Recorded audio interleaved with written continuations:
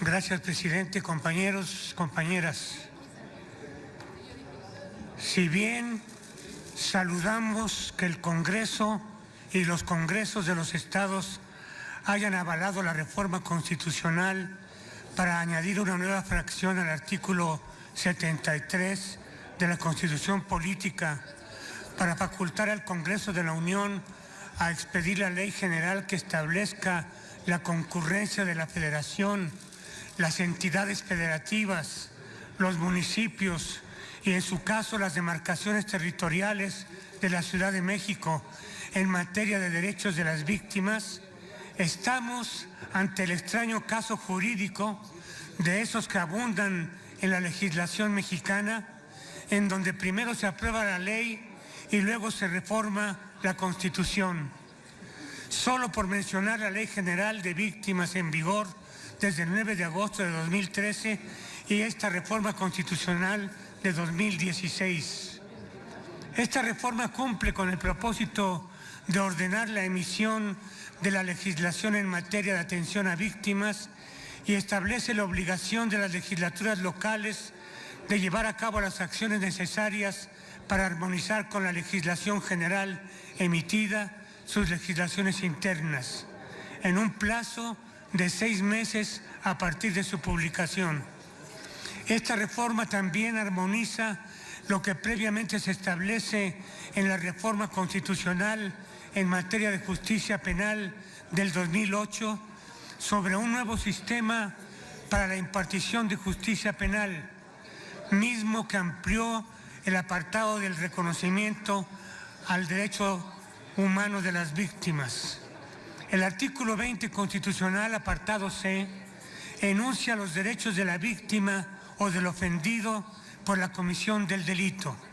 Es decir, se reconocen los derechos de las personas y las obligaciones del poder público para brindar asesoría jurídica a la víctima, su participación en el proceso penal como coadyuvante del Ministerio Público y precisa su acceso a la atención médica y psicológica que demande su condición. También actuar a favor de la reparación del daño, resguardar su identidad en los casos donde sea necesario, acceder a las medidas cautelares y providencias para su protección y restitución de sus derechos y reconocer su derecho a impugnar ante la autoridad judicial las resoluciones de la Autoridad de Procuración de Justicia. El Estado mexicano ha firmado no solo sus deberes de investigación en los delitos y de procuración e impartición de justicia en el ámbito penal, sino en el reconocimiento de que quienes han sido víctimas de un delito puedan ejercer sus derechos a ser asesorados en el procedimiento.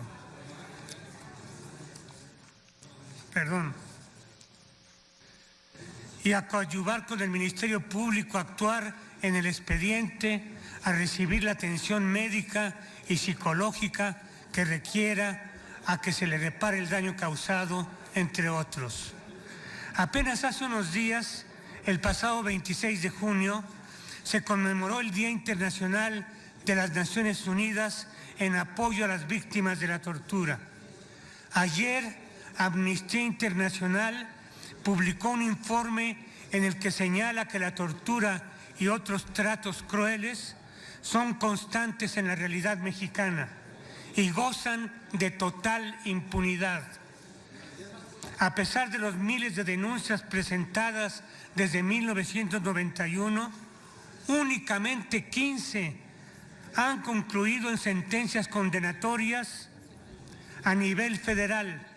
Solamente en 2014 la PGR recibió 2.403 denuncias sobre tortura. Esa es la realidad en materia de atención a víctimas en nuestro país. Existe un enorme reclamo social para una justa atención de las víctimas, misma que pone el acento en el hecho de que las garantías de las víctimas ha quedado rezagada tanto en materia legislativa como en las políticas públicas del gobierno federal para dar atención a ellas. El Día de hoy, la Comisión Ejecutiva de Atención a Víctimas tiene inscritas solamente 3.024 solicitudes de atención. 2.717 se encuentran pendientes y tiene por rechazadas 384.